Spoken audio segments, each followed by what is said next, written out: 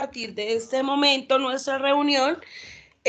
Buenos días, bienvenidos a nuestra clase de lengua castellana del día lunes. En primera instancia quisiera saber cómo vamos con la revista.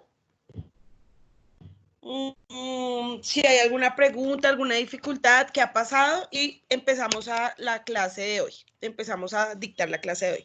Entonces quisiera que alguien me dijera cómo va, qué ha pasado, ya la terminaron, fue difícil, fue fácil, fue genial, no lo fue.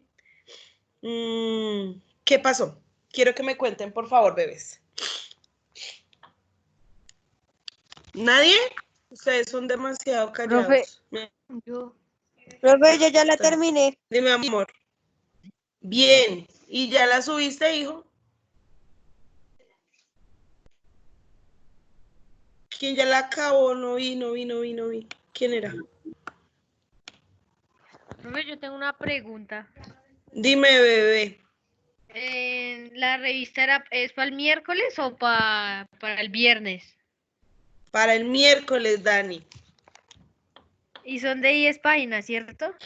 10 páginas nomás, porque yo les había dicho que, ellos habían dicho que 20, pero yo les dije, no, ¿cómo se les ocurre que 20? 10 es suficiente.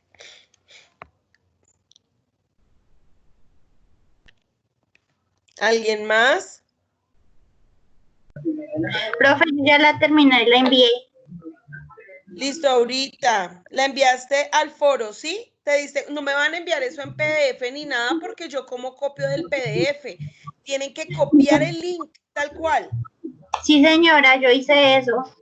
Eso, como les envié, o sea, ustedes no tienen que subir tareas, sino es en el foro.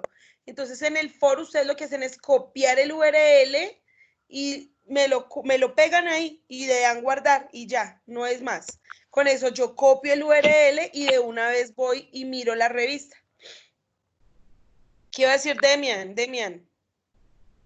Profe, ¿se podía utilizar toda una página para hacer referencias?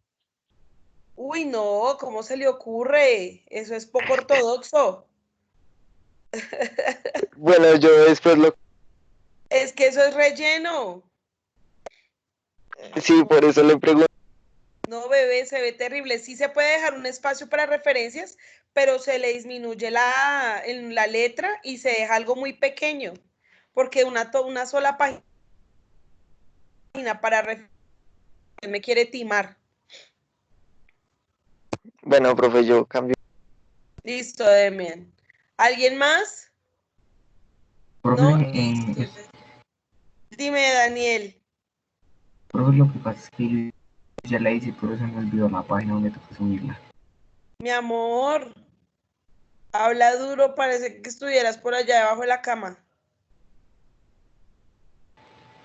Y yo ya hice Daniel. la revista, profe.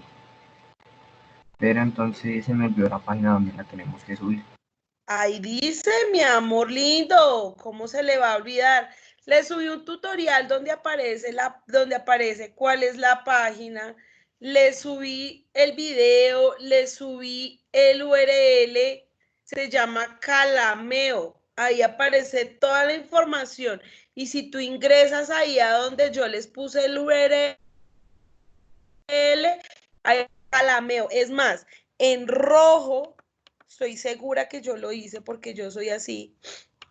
Creo, si no estoy mal. Yo soy tan increíble que yo soy así de viejita. Parece que ustedes fueran niños chiquitos. Grisales, ¿ves esto que dice acá Calameo? Grisales. No, profe, no sé nada. Ya. ¿No estás viendo Sí. mi pantalla?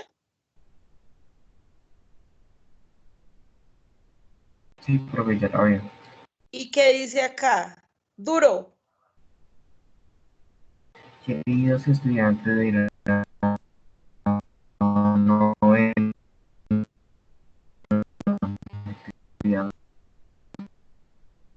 consiste en usar la app Calameo.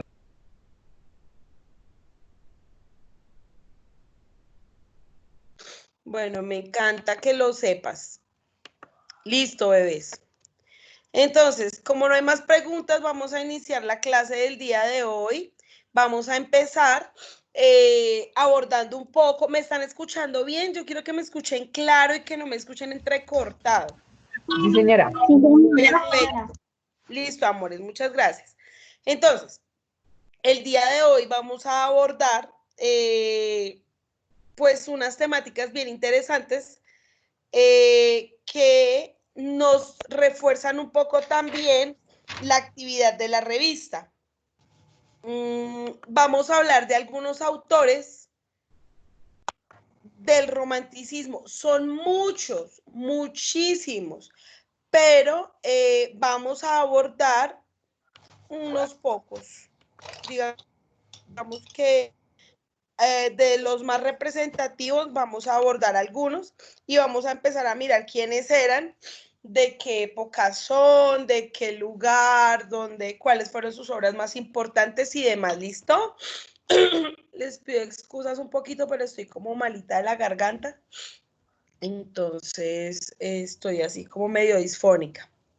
¿Listo? Entonces aquí encontramos a varios diferentes autores del romanticismo. ¿Están viendo la pantalla que yo les estoy? Sí, señora. Listo, Sí, amor. Sí, Muchas señora. gracias. Listo.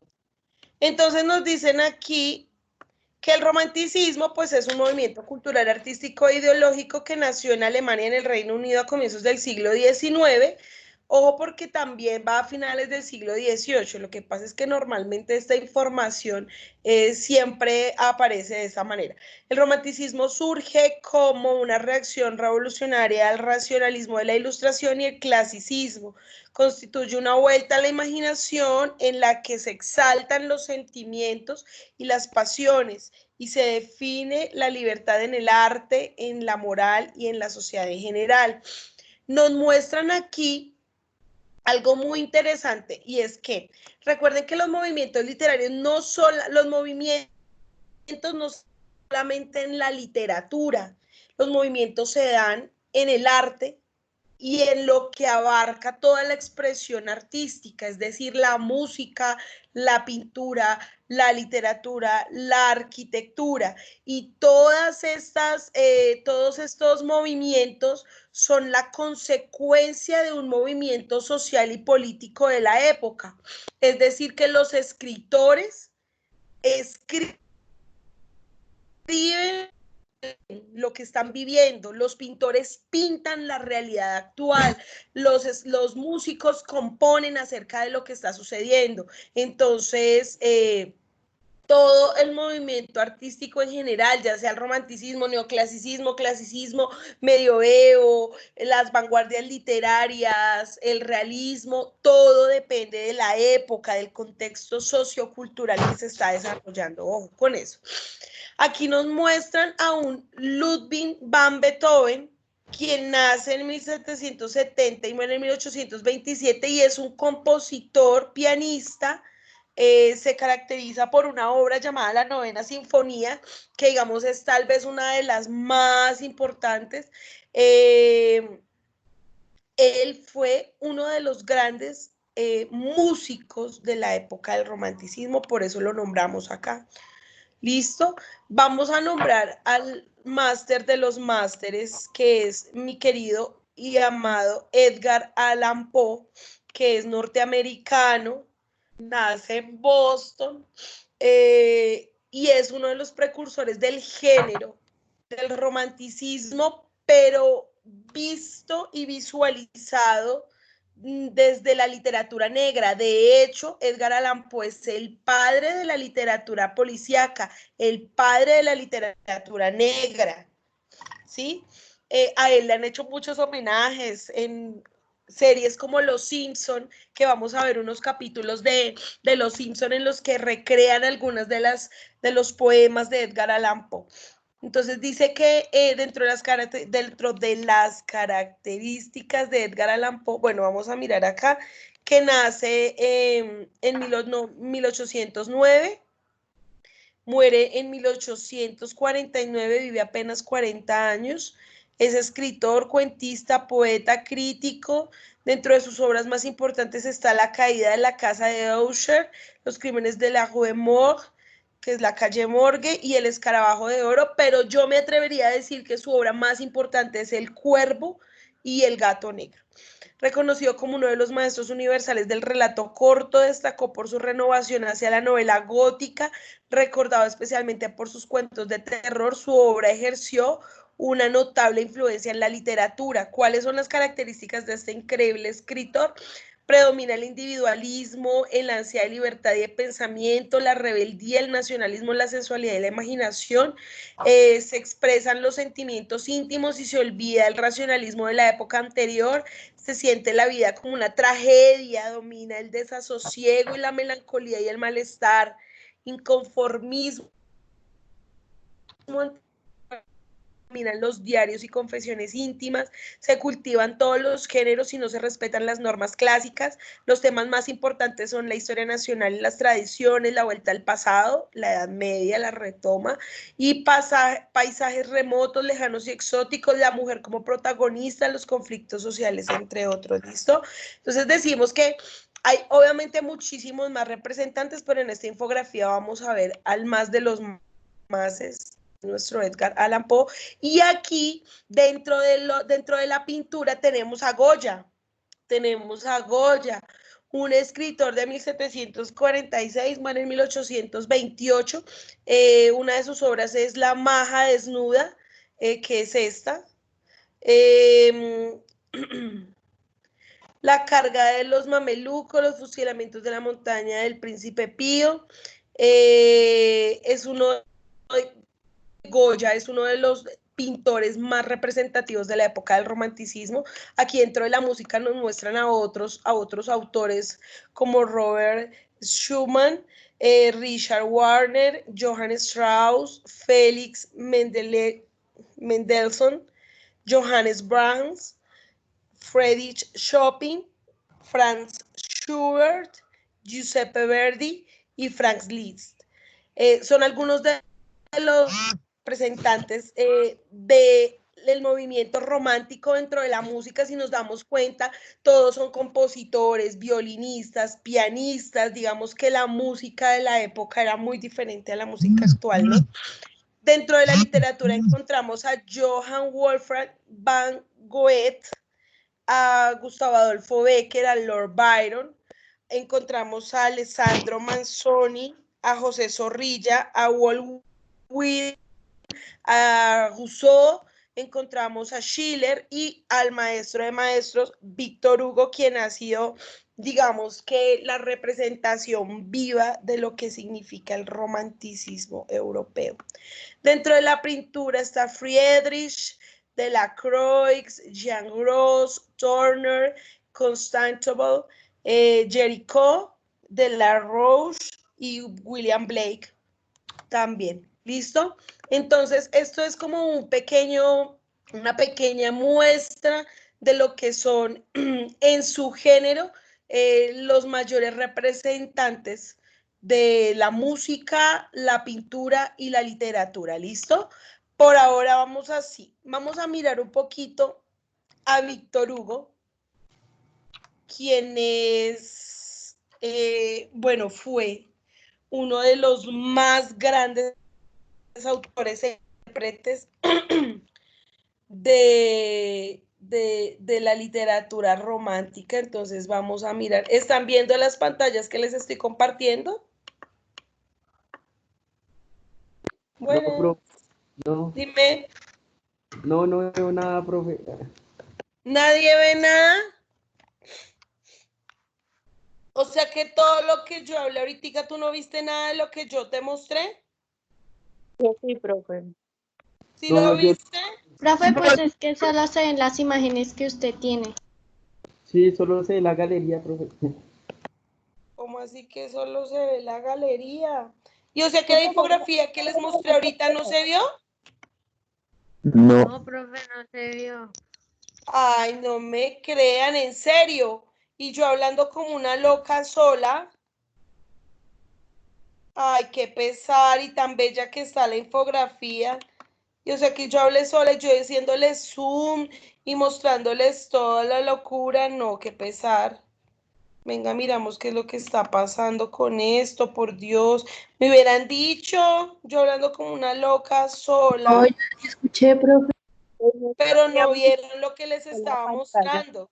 ¿No vieron esta Ah, infografía? Ya. Sí, sí Ahora se sí, vio. sí, ahora sí. Ay, no, qué pesar. Y yo hablando bonito porque les estaba tratando de mostrar pues quiénes eran cada uno de los autores. Entonces retomo un poquito: Beethoven, Edgar Allan Poe, Francisco de Goya. Aquí aparecen algunos de los representantes más importantes de la música, de la literatura, como Becker, como Víctor Hugo, como Zorrilla. Aquí aparecen otros que son representantes y demás, pero de verdad que me decepciona, no semejante carretazo para nada. Bueno, está bien. Esta infografía donde aparece Víctor Hugo, ¿ya la pueden ver? No, profe, la no se ve quinta, nada. profe, Espérenme No, a ver. Ay, ¿saben? Diosito. La Me quinta, lleva el chango. Creo que toca cada vez que vaya a mostrar algo, tengo que compartirlo. ¿Cómo se ve ahí? bien. Ya, profe. Listo, ya, lo logré. Bueno, y yo hablándoles, bueno, pero me entendieron un poquito el carretazo, ¿sí? sí, sí se entendió, profe. Sí, sí, Ah, profe, listo, se mi lo amor. entendí. Bueno, lo importante es que me entendieron. Listo. Este es nuestro amado Víctor Hugo. Víctor Hugo es un dramaturgo, poeta, novelista, político francés, nacido en 1802. Muere también en París en 1885. Entonces vamos a mirar un poquito quién es nuestro amado Víctor Hugo, el máximo exponente del romanticismo de la literatura francesa. Criticó las injusticias de su época, incursionó en la política con gran vocación humanista, conoce la vida y obra del magnífico literario. Vamos a mirar fechas claves de la vida de nuestro amado Víctor Hugo, y es que en 1815 pues estudió Derecho hasta 1818, pero nunca se comprometió a la práctica legal. Comenzó una carrera de literatura alentado por su madre. En el 19 fundó la revista literaria Le Conservateur Littéraire, no sé cómo se pronuncia, en la que publicó sus poemas y el trabajo de amigos. Su obra en el 1817, su obra Prefacio de Cromwell, sobre el retrato de Inglaterra del siglo XVII, lo convirtió en el líder de la escuela romántica. En el año de 1831 publicó la novela Nuestra Señora de París, en la que criticó la sociedad que degradó al jorobado Quasimodo. De ahí viene la leyenda de Quasimodo. En el año de 45 fue nombrado bajo el reinado de Luis Felipe I y después de la Segunda República. En 1876 fue senador de la Tercera República y luchó por la amnistía de los comuneros de París.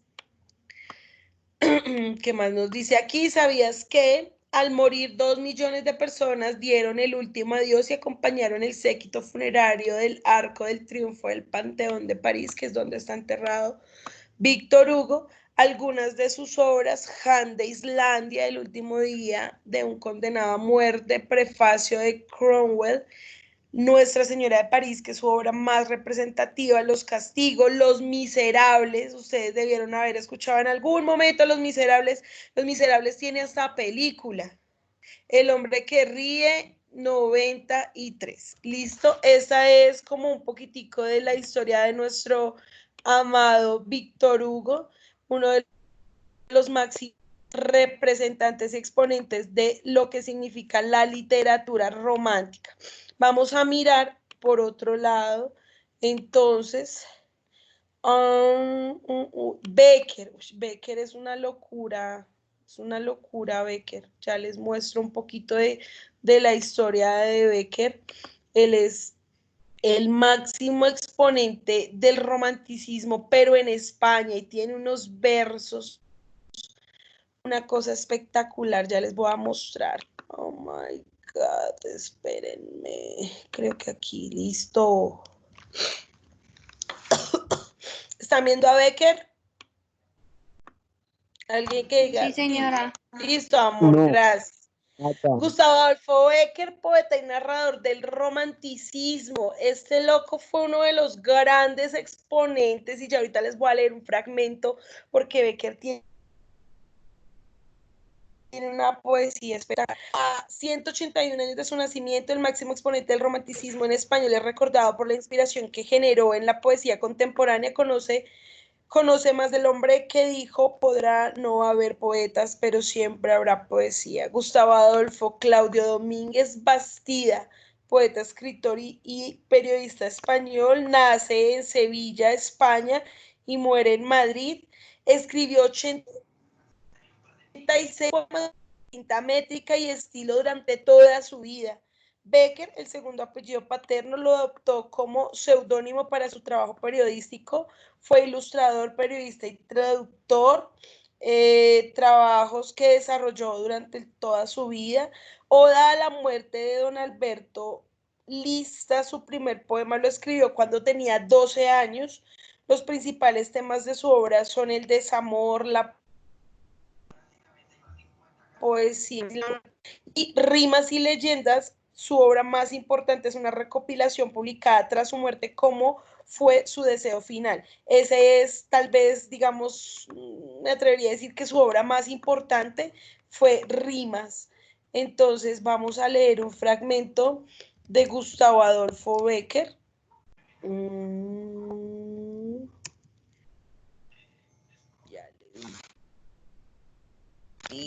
Ya les digo. Me encanta Becker, me encanta Becker. Es increíble. Por Dios. Vamos a leer a nuestro Becker. Estoy muy malita de mi garganta.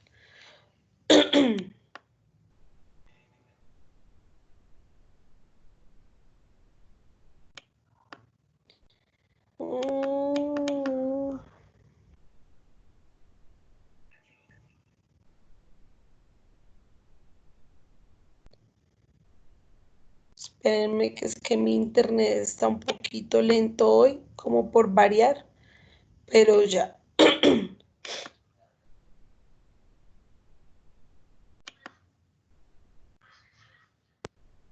Bueno, vamos a leer una rima de las tantas que tienen nuestro Becker, y dice así: yo sé un himno gigante y extraño que anuncia en la noche del alma una aurora, y estas páginas son de este himno, cadencias que el aire dilata en las sombras. Yo quisiera escribir lo del hombre domado, el rebelde, mezquino idioma, con palabras que fuesen a un tiempo suspiros y risas, colores y notas. Pero en vano es luchar, que no hay cifra capaz de encerrarle, y apenas, oh, hermoso, si teniendo en mis manos las tuyas, pudiera al oído cantárselo a solas. Muy lindo. ¿Qué tal? Bello. Bello, completamente bello. Listo. Vamos a mirar otro de los grandes, entre los más grandes, que es mi amado Edgar Allan Poe. Esperen que me cargue la imagen.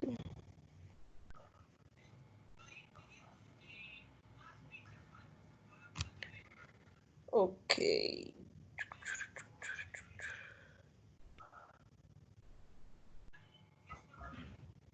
Bueno.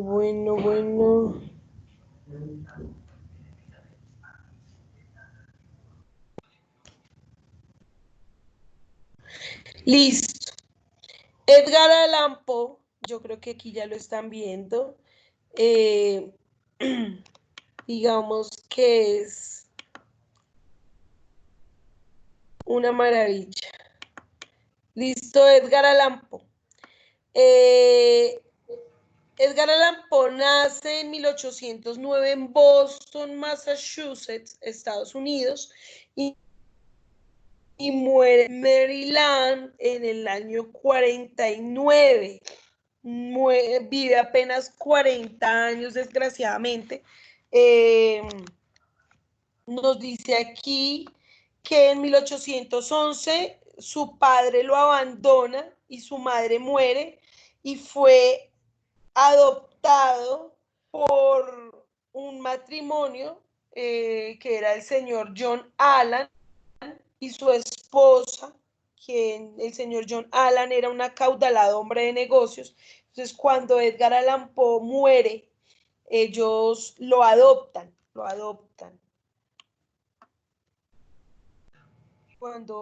Listo. En 1815 estudió en 2 internados en el Reino Unido, después regresó a Estados Unidos a continuar con su educación.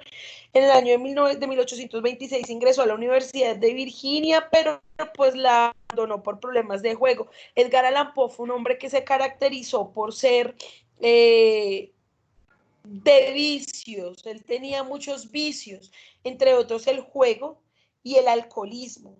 Él era muy rebelde, era desordenado, alcohólico, le gustaba apostar, entonces lo sacaron de la universidad por ese motivo. Viajó a Boston y publicó anónimamente Tamerlán y otros poemas. Luego se fue para el ejército y alcanzó a lograr un grado de sargento. En 1836 se casó con su prima Virginia Clem, que tenía apenas 13 años, y se trasladó a Nueva York. 2 años después publicó los relatos de A. Gordon Pine. Él se casa con el amor de su vida y conoces a Virginia, quien era su prima y tenía apenas 13 años. Él se casa con ella.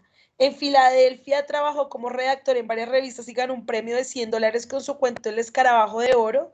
En 1844 volvió a Nueva York, trabajó en el Evening Mirror. Un año después publicó el poema El Cuervo y por primera vez fue reconocido por la crítica. Yo siempre he dicho que El Cuervo, su obra cumbre, su obra más representativa. Edgar Allan Poe cae en una profunda depresión cuando Virginia muere a causa de una enfermedad de la que fue víctima. Ella muere y él cae en una absoluta depresión y por eso él se refugia un poco más en el alcohol. Edgar Allan Poe muere de cirrosis, tirado en un andén, alcoholizado. Y realmente es muy triste como ese final tan trágico que tuvo él, siendo uno de los más importantes y más característicos escritores de la literatura negra y la literatura romántica en el mundo. Digamos que desafortunadamente Edgar Allan Poe fue reconocido mucho tiempo después de haber muerto. El legado que nos deja Poe fue renovador de la novela gótica, es uno de los más grandes cuentistas de terror, es considerado el inventor del relato detectivesco y contribuyó al género emergente en la ciencia de la ficción.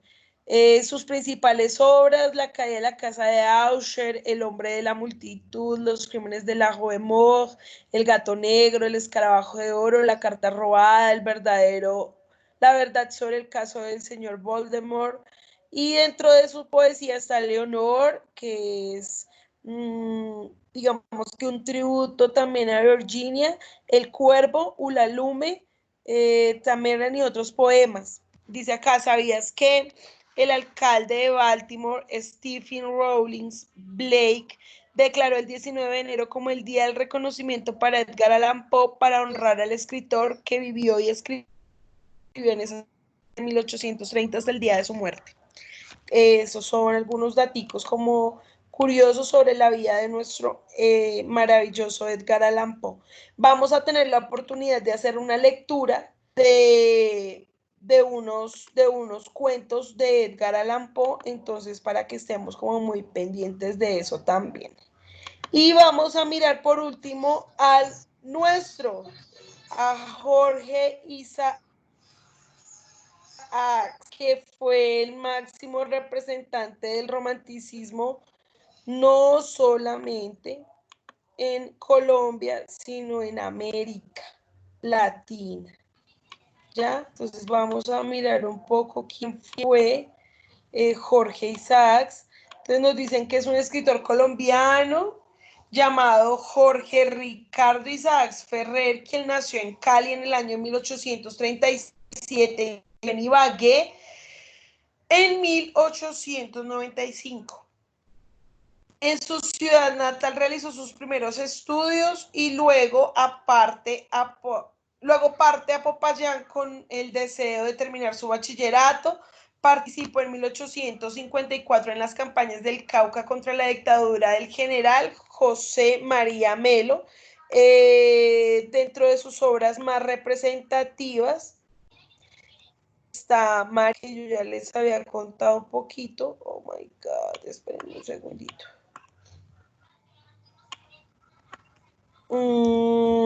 Está María. Vamos a mirar qué otras obras importantes tiene nuestro novelista colombiano. Dicen que muere de paludismo, que era una enfermedad como muy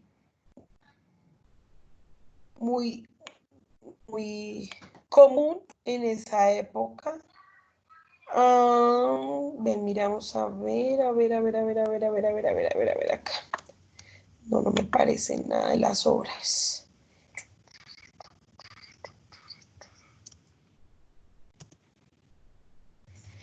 Dice que María, poesías, obras completas, La Tierra de Córdoba, Elvira Silva, La Revolución Radical en América, Mayo, bueno, Teresa, hay unas cartas, hay varias obras que podríamos decir que son muy propias de nuestro Jorge Isaacs.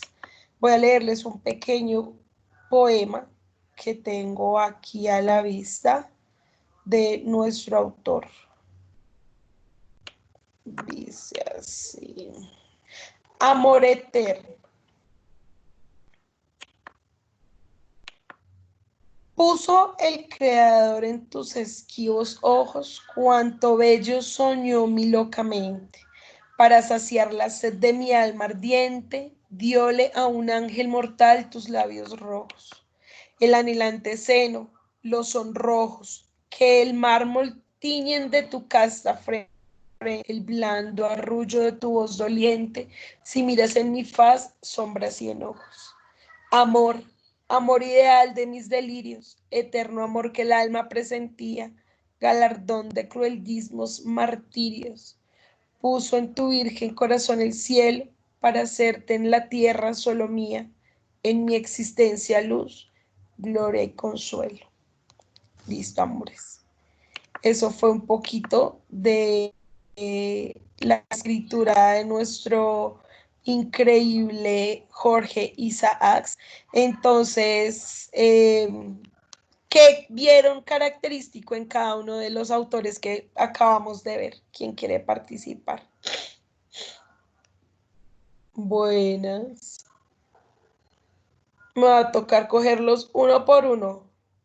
Vamos a mirar quién está por acá. Alguien abre el micrófono. Molina Juan. Cuéntame, Juan.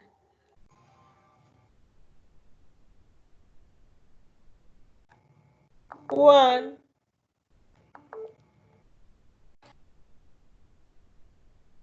Juanito. Señora. Juanito. Cuéntame qué coincidencias o qué características coinciden en estos autores. O sea, ¿en qué se relacionan o algo así? Sí, claramente.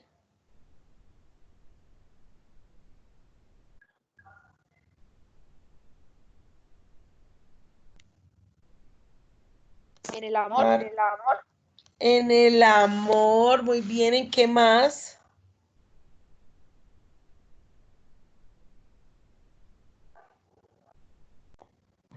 En la inspiración, ¿no, profe? La inspiración, ¿qué más?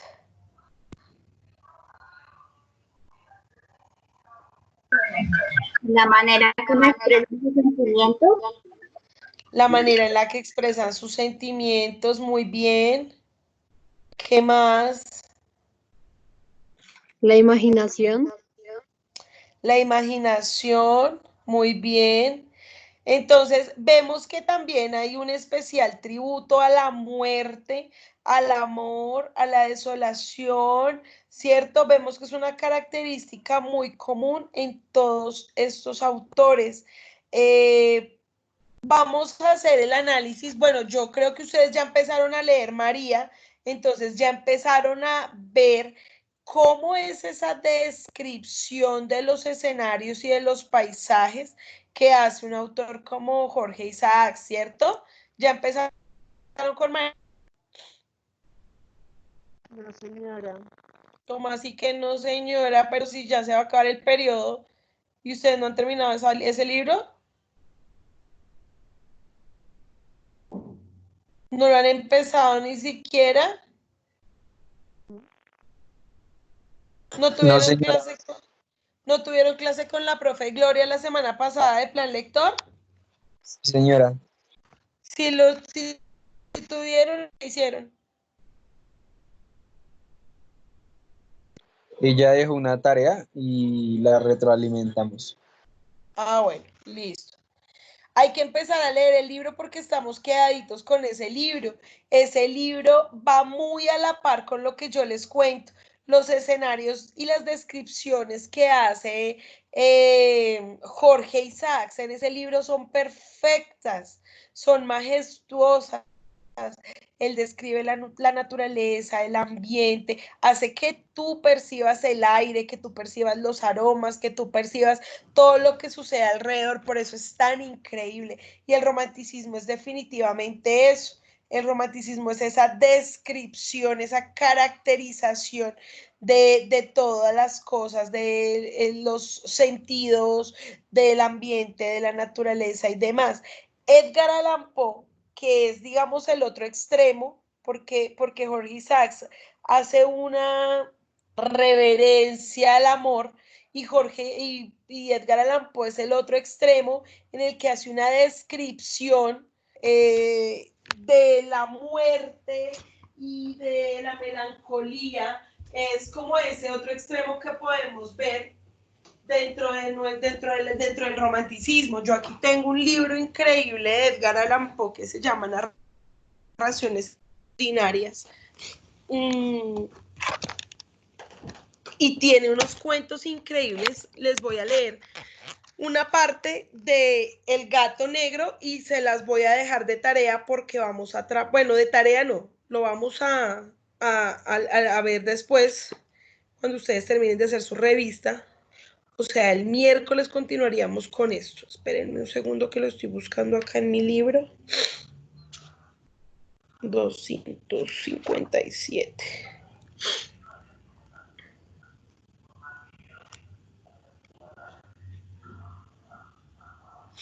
Listo.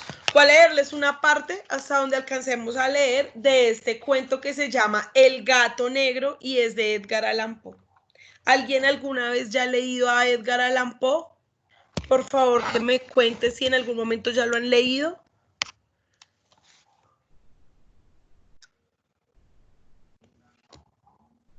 De a uno, no todos. ¿Nadie? No, señora. ¿Nadie? Bueno, creo que ninguno. No sé si me motiva o me entristece, pero bueno, vamos a mirar. A ver, dice así, El gato negro. No espero ni pido que me crean la delirante, aunque doméstica narración que me dispongo a escribir.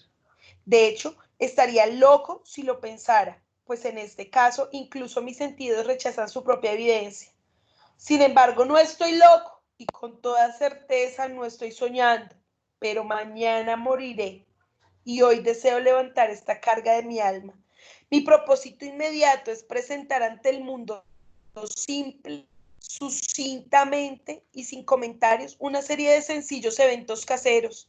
Estos eventos me han aterrorizado, me han torturado, me han destruido en sus consecuencias, pero no intentaré esclarecerlos aquí. Para mí han representado demasiado horror, mientras que para otros podrían parecer más barrocos que terribles.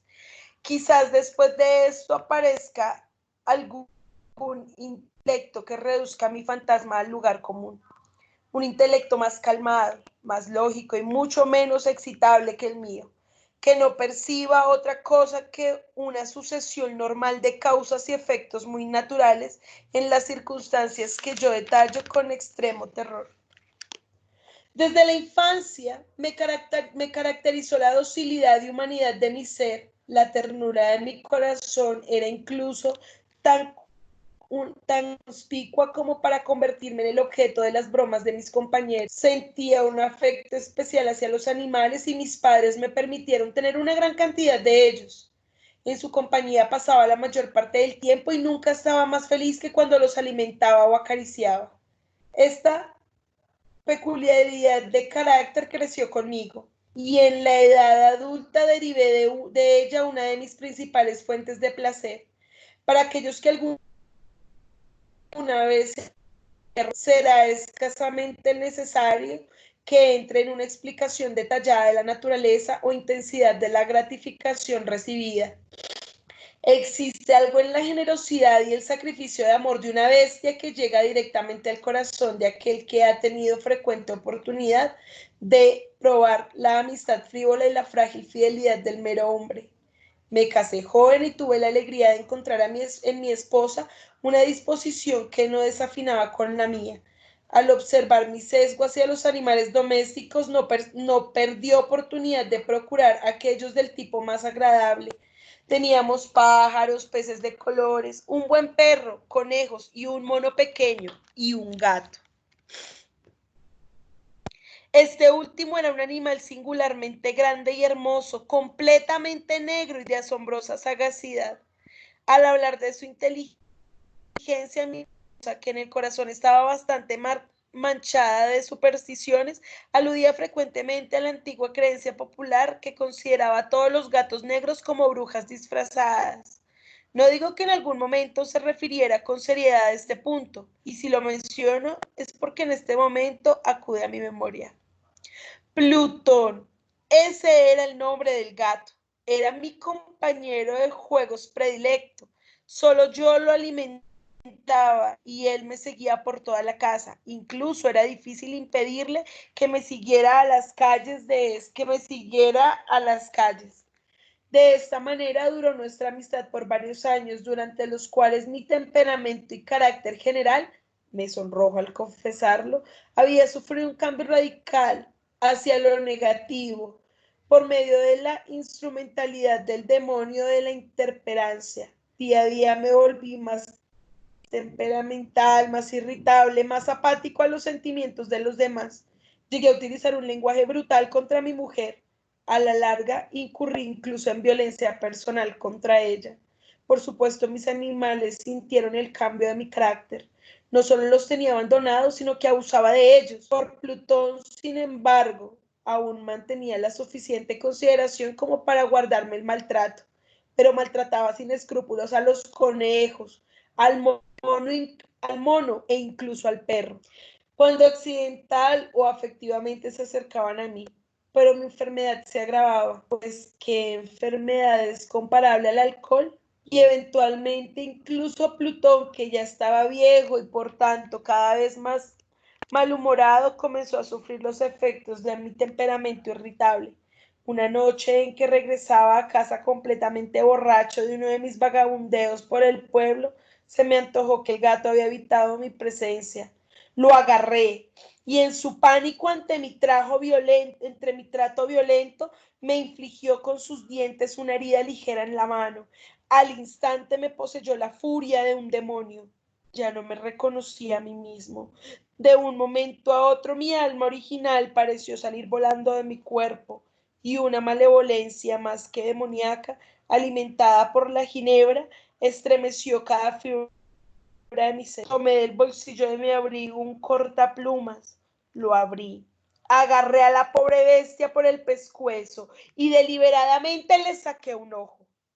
Ardo, me sonrojo, me estremezco al plasmar sobre el papel esta condenable atrocidad. Cuando la razón regresó con la mañana siguiente, cuando el sueño hubo disipado los venenos de la noche anterior, experimenté un sentimiento mitad de horror, mitad de remordimiento por el crimen del que había sido culpable, pero a lo sumo fue un sentimiento débil y equívoco, y el alma permaneció intacta. De nuevo me lancé de cabeza en el exceso y pronto ahogué en vino toda la memoria del hecho. Voy a parar un momentico porque me siento como una loquita aquí sola. Daniel González, por ahí te veo. Cuéntame, Daniel, ¿qué entendiste de lo que acabé de leer? Dani.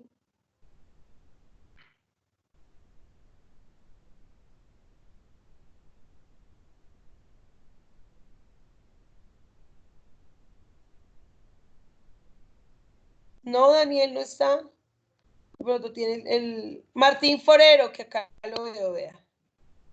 Martín Forero, cuéntame, ¿qué entendiste de lo que acabo de leer?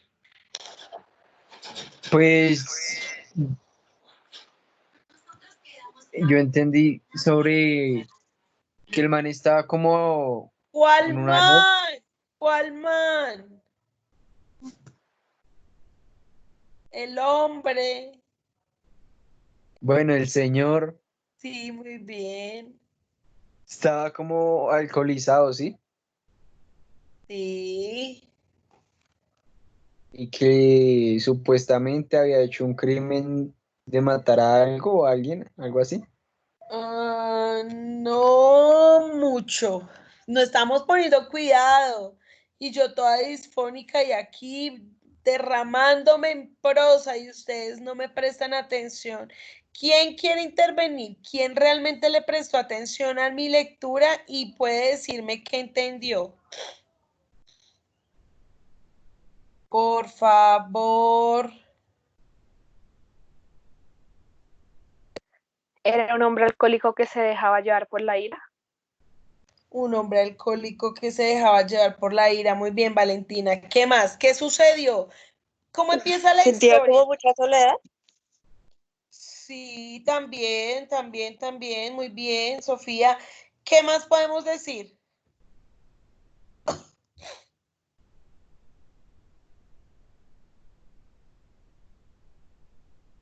Que tuvo cambios de humor. Muy bien, él era un hombre que amaba a los animales, tenía muchas especies, tenía peces, tenía un mono, conejos, perro, tenía un gato al cual amaba demasiado, ¿cierto? Y coincidía en que su esposa también era una mujer a la que le gustaban los animales, ¿cierto? Pero de repente él empezó a tener unos cambios de humor muy fuertes y digamos que él empezó a maltratar a los animales, incluso empezó a maltratar a su esposa, pero él maltrataba a todos menos al gato porque digamos que por el gato sentía un especial afecto. Un día él llegó a la casa muy borracho y el gato como que se le acercó y él trató como de rechazarlo, el gato sin querer le arañó la mano y el hombre sin pensarlo sacó como un cortaplumas de su bolsillo y le sacó un ojo al gato. Le sacó un ojo al gato. De ese crimen es del que él habla, no es porque realmente lo hubiera asesinado, sino porque le sacó el ojo. ¿Listo? Voy a leerles una última parte y continuamos la próxima clase. Mientras tanto, el gato se recuperó lentamente. Es verdad que la cuenca del ojo perdido no había dejado de presentar un aspecto pavoroso, pero el gato ya no parecía sentir dolor alguno. Andaba por la casa como siempre, aunque, como era de esperarse, huía con extremo terror cuando me le acercaba. Yo aún conservaba lo suficiente de la antigua sensibilidad de mi corazón como para afligirme por esa evidencia, aversión de parte de una criatura que alguna vez me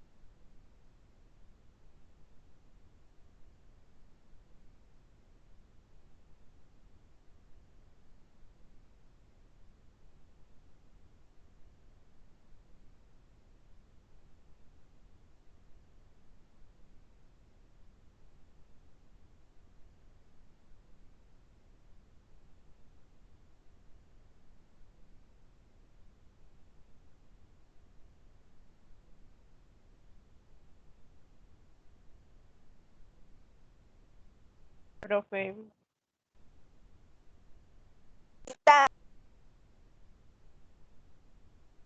Profe, no se vaya.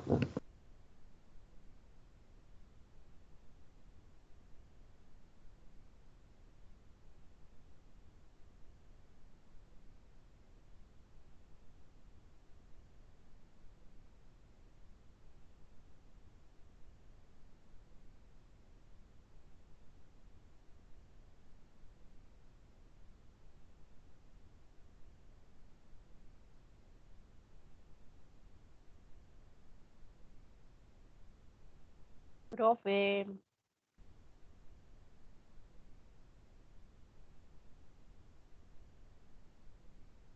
Alguien muy chistoso me desactivó el micrófono. Muy chistositos ustedes, me dejaron hablando sola. Listo. Esto es todo por hoy, entonces la próxima empezamos bueno, el miércoles que tenemos clase continuamos, terminamos la lectura del texto de Gato Negro y vamos a ver unos cortometrajes y ¿qué? Y vamos a empezar a ver las obras de los autores que vimos hoy. ¿Listo, amores? ¿Alguna pregunta? No, señora. ¿Todo en orden? señora. Listo, mis amores bonitos. Entonces, que Dios los bendiga, los quiero mucho y nos vemos el miércoles por el mismo canal, ¿vale? Vale, profe, chao. Chao, bebés juiciosos. Dale, Los profe, quiero. chao, Chao, gracias. profe. Chao. Mucho jugo de naranja, profe. Ay, sí, estoy muy malita. Listo. Chao, profe.